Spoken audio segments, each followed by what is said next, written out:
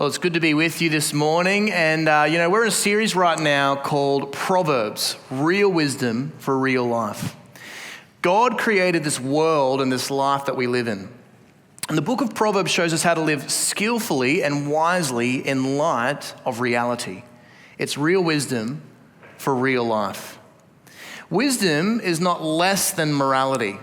A wise person makes moral choices. But wisdom is more than just making moral choices. It's understanding the way God has designed life and reality so well that you don't need a chapter and verse to know how to act in a given situation. You begin to learn how to live wisely, skillfully, effectively in this world.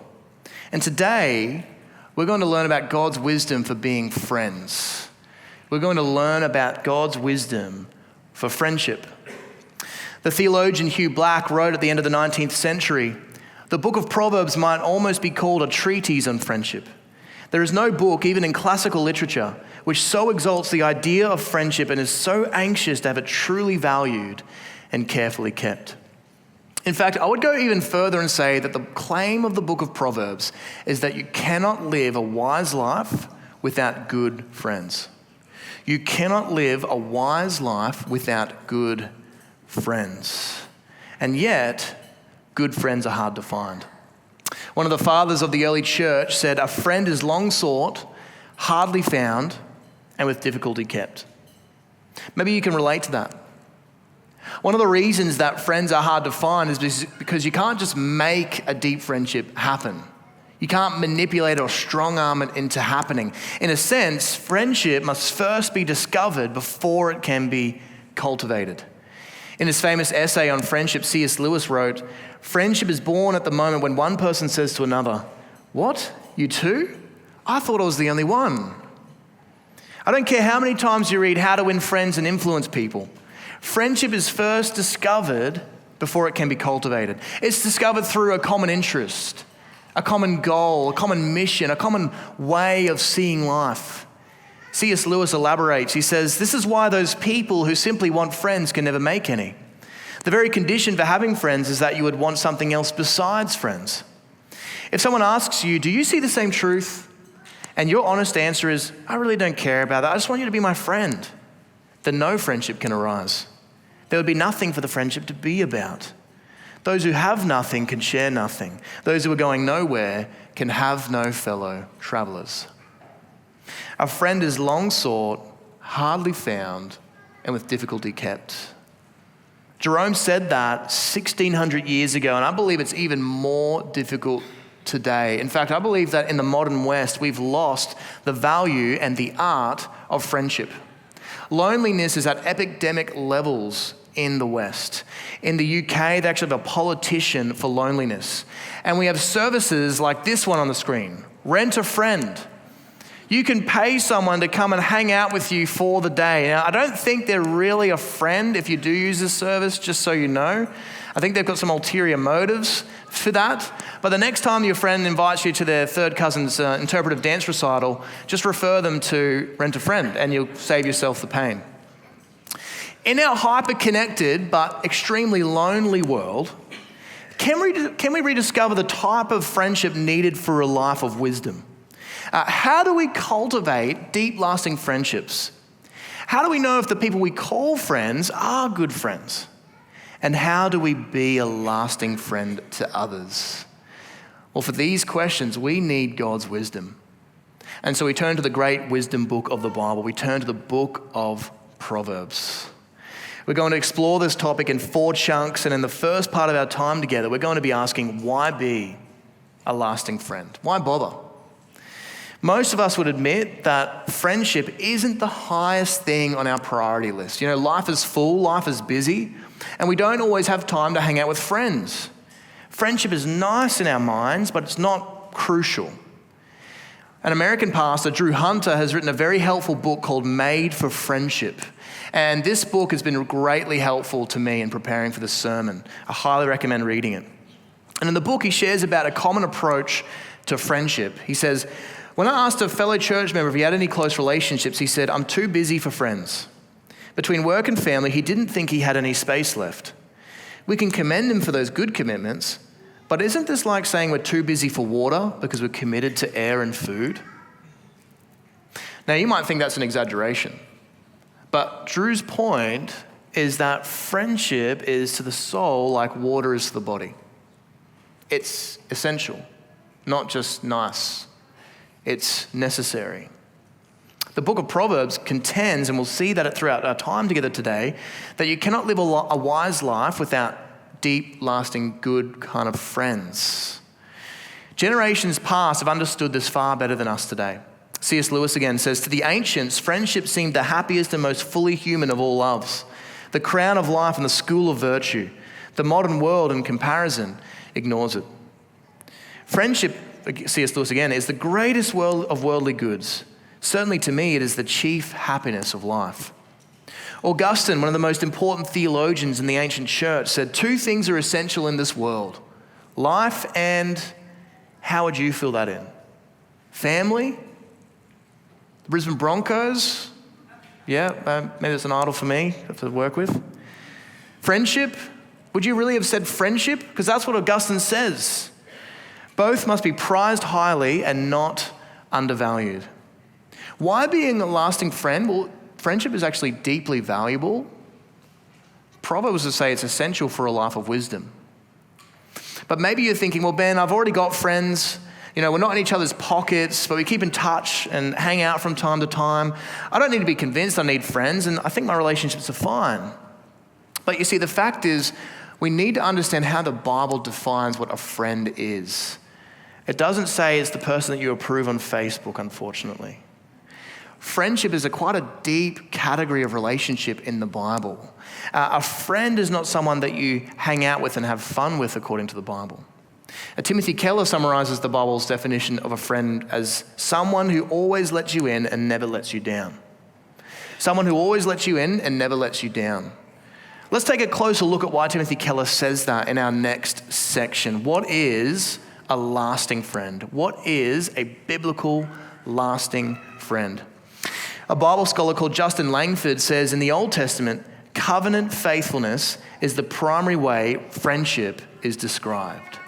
Covenant faithfulness. What's that word covenant mean? Well, it's a warm but binding relationship. So according to the Bible, marriage is a covenant. It's warm, it's personal, and it's binding, it's strong. That's what a covenant is. And so he's saying in the Old Testament, covenant faithfulness, relational faithfulness is the key characteristic of what friendship is according to the scriptures.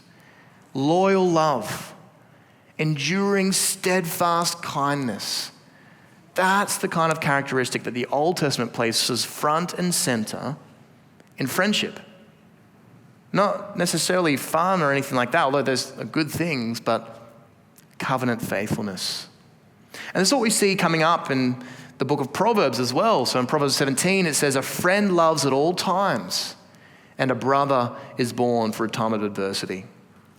A friend loves at all times, in every season. They always let you in and they never let you down. They stick by you in every season. How many of the people you call friends can you really rely on? How many of those people will never let you come to ruin? Or conversely, how many of the people you call friends have you let in? Have you always let into your own heart and not let down? According to the Bible, a lasting friend is someone who always lets you in and never lets you down. So we've looked at why we should be lasting friends. They're essential for a life of wisdom. We've defined what the Bible says a lasting friend is. They're a person of covenant faithfulness to you. They're a person that always lets you in and never lets you down. And next, we'll look more closely at what a lasting friend does. And this is going to fill out our picture of what a lasting friend is according to the Bible. But I want you to keep in mind 2 things as we go through a whole bunch of Proverbs together. These Proverbs can be read with 2 different angles. On the first hand, they create discernment. They help you to discern, is this the kind of person that I should be making a close friend? Or are the people that I call friends, are they lasting friends? Are they biblical friends? It helps you discern the kinds of people and the kinds of relationships that are deep friendships, biblical kind of friendships. So they create discernment, and on the other hand, it helps us to turn the mirror back on ourselves and say, am I doing these things for the people I call friends? Am I being a biblical friend? Am I doing these things? So keep those two things in mind. These proverbs help us to grow in discernment, but they also help us to grow as friends to others. So let's take a look at what a lasting friend does. And I'm going to give you 5 C's to help you remember how the Proverbs describe a lasting friend. And the first C is this: a lasting friend is committed. A lasting friend is committed. We've kind of already talked about this. They never let you down. In Proverbs 27 verse 10, it says, "Do not forsake your friend or a friend of your family." When the going gets tough or messy, don't step back. Don't wash your hands and be rid of it. Don't say, "Oh, it's not my problem." Step in. Have the conversation. Cook a meal. Listen well. A lasting friend is committed through thick and thin, through life and death, through mourning and dancing, all the seasons of life. How much have you committed yourself to the friends you hold dear? The Bible makes it clear that friendships are not just nice and unnecessary, they're crucial. And you won't have lasting friends if you don't commit to seeking their good throughout the seasons of life. A lasting friend is committed. A lasting friend is also caring. They're caring. In Proverbs 27 verse 9, it says, "Perfume and incense bring joy to the heart, and the pleasantness, the sweetness of a friend springs from their heartfelt advice." You see, the Hebrew word for heartfelt is the word nephesh. It also means soul. So the advice of this friend, the sweet advice they're giving you, it's coming from their very soul. And the reason I think the proverb is calling this sweet is because it indicates that they care for you. See, the opposite of this is someone who gives you indifferent advice. You know, you come to them and say, "Hey, I'm really struggling with this." And like, "Oh, that's hard. I'll pray for you," sort of thing. It's indifferent. But the sweetness of a good friend's counsel is because it comes from their soul. They actually care about you deeply. They've thought about it. They've prayed about it. They want to help you. That's a sweet thing when you know a friend who's like that, who wants to step in and make your issues their issues. A good friend, a biblical lasting friend, is someone who cares. And if we are this kind of friend to others, if we care for others' souls, we will begin to notice their sins and shortcomings. And this leads us to the third practice if we want to be lasting friends, because lasting friends are candid. They're candid, they're honest. This is what we learn from Proverbs 27 verse 5. "Better is open rebuke than hidden love." Better is open rebuke than hidden love. If there's a friend that you love in your life and you see there is something genuinely worth correcting them on or raising a concern about, and you don't do that, then you're hiding your love. Better is open rebuke. Hidden love means not giving correction when it is absolutely necessary. And you might say, "Well, I don't give correction because I love my friends so much. I can't bear to hurt them." But what you're really saying is, "I love myself too much to hurt them because I don't want to risk the friendship. I don't want to be distressed or uncomfortable in doing that." It's not that we love them too much to be candid with them. It's that we love ourselves and our own comfort too much at times, we have to admit. If you don't love your friend by openly, gently, humbly telling them the things that they really need to hear, then you're setting them up for a lifetime of hurt. Because if you're a friend, if there's someone that you'd never challenge ever, and they do have a distorted picture of reality, and they continue to make decisions and walk through life with that distorted picture, they're going to make some wrong decisions at times. And that's going to lead to their hurt. If you let them hurt themselves, that's not loving them well. A lasting friend is candid. And if you're on the receiving end of a gentle rebuke, then you need to take to heart the words, "Wounds from a friend can be trusted, but an enemy multiplies kisses." Wounds from a friend can be trusted. Not someone who's attacking you and it's they're in arguments, they defended themselves by pointing something out in you. But someone who lovingly, humbly, gently comes and raises a concern with you or brings an issue up with you or tells you, "Hey, I wonder if this is an issue in your life. Can we walk through this?" Wound from a friend like that is to be trusted. This proverb teaches conversely that someone who always flatters you, likes all of your social media posts, tells you that you're amazing, may actually be your enemy. Not in the sense that they necessarily are like, I want to ruin your life, but in the sense that they become an enemy to your soul because they don't do the hard work of being candid, and they let you go through life without correction. And one of the things that the true enemy of our souls, Satan, would love nothing more is for you and I to think we're all good, we don't have any issues, we don't need to become more like Christ in this or that area, when we really do. I think that's what that proverb is getting at. If you have a friend who has wounded you with a word of correction, it's possible they misunderstood you. It's possible they were wrong. But think about the incredible courage it took them to have that conversation with you.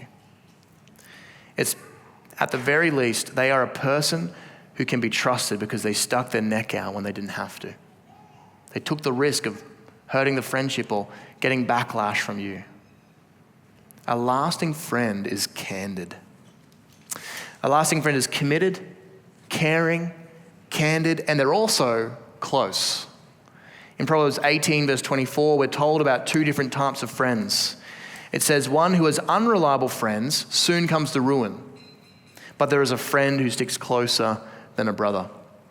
Now, you can't see it in that English translation, but the two words for friends are different Hebrew words in the original language. And I think what it's doing is it's comparing two types of friends for us.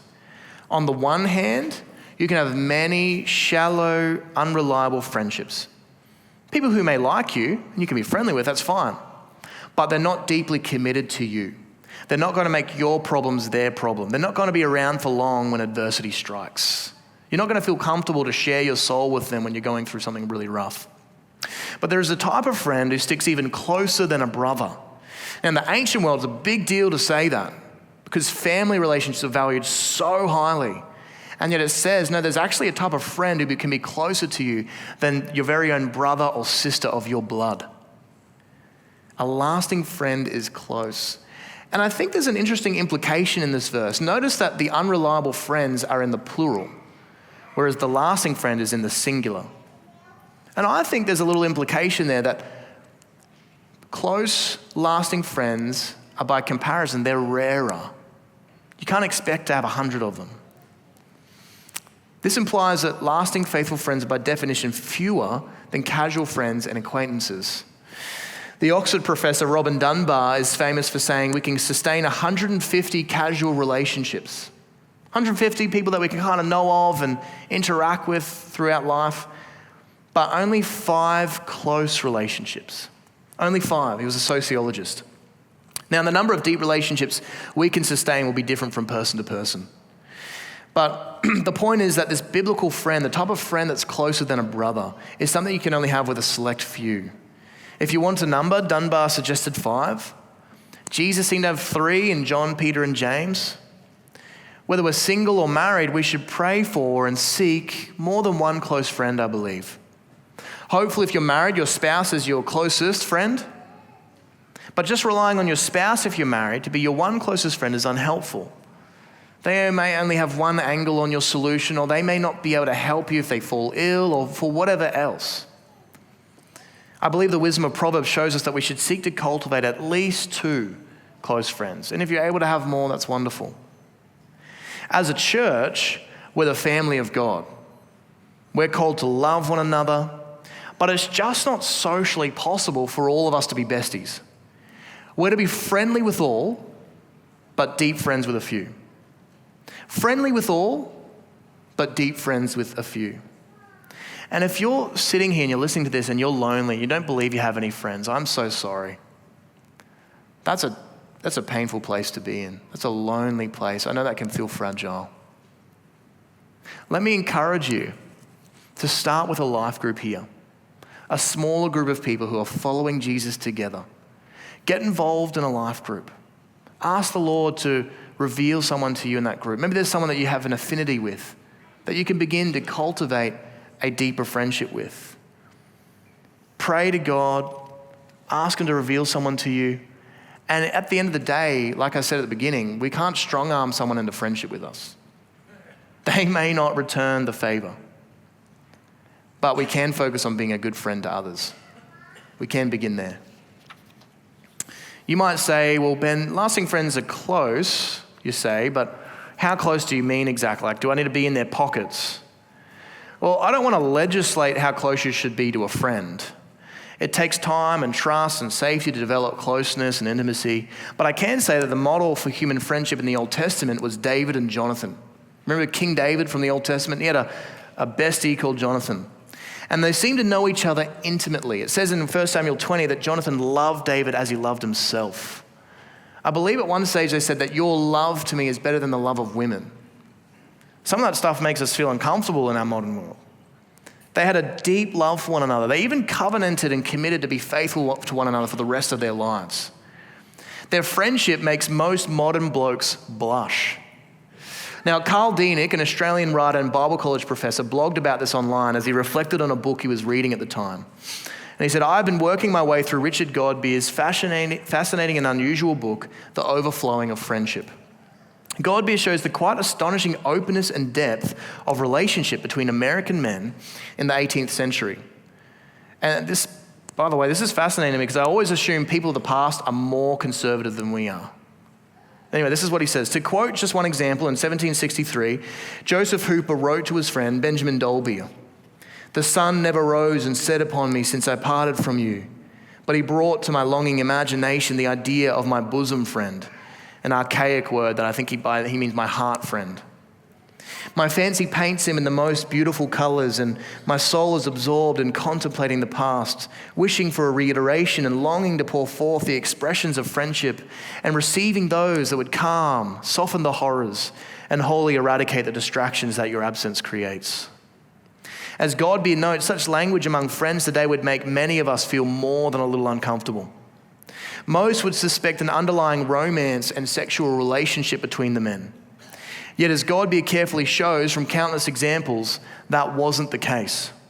Indeed, our suspicion reveals more about us and the sexualization of our culture than it does about them. Like, if you feel a bit uncomfortable by that quote, I feel uncomfortable by that quote as well. That's okay.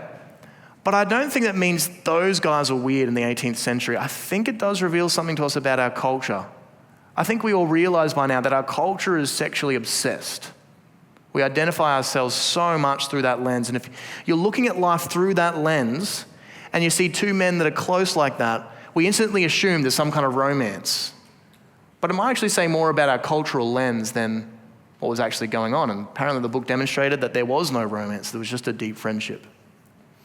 Whether you're a bloke or not, maybe you're uncomfortable with intimacy as a person. And I want to encourage you to work on it. Learn to understand your own emotions and communicate them to your friend, your spouse, someone you trust. Share your heart. In the Bible, your heart is a deep well. It's the place where your conscience is. It's the place where your thinking is. It's the place where your desires are. So if you're sharing your heart, biblically speaking, you're sharing what you're thinking about, your deepest thoughts. You're sharing your conscience, maybe a sin that you struggle with. You're sharing your deep desires for life, your fears, your hopes, your dreams. We should cultivate intimacy with lasting friends because a lasting friend is close. A lasting friend is committed, caring, candid, close, and finally, they're careful. They're careful.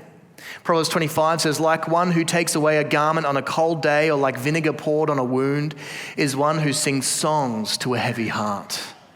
Lasting friends are careful. They're close enough and they take the time to understand you and to know your history and your pains and your hurts, and they're careful not to unnecessarily hurt you.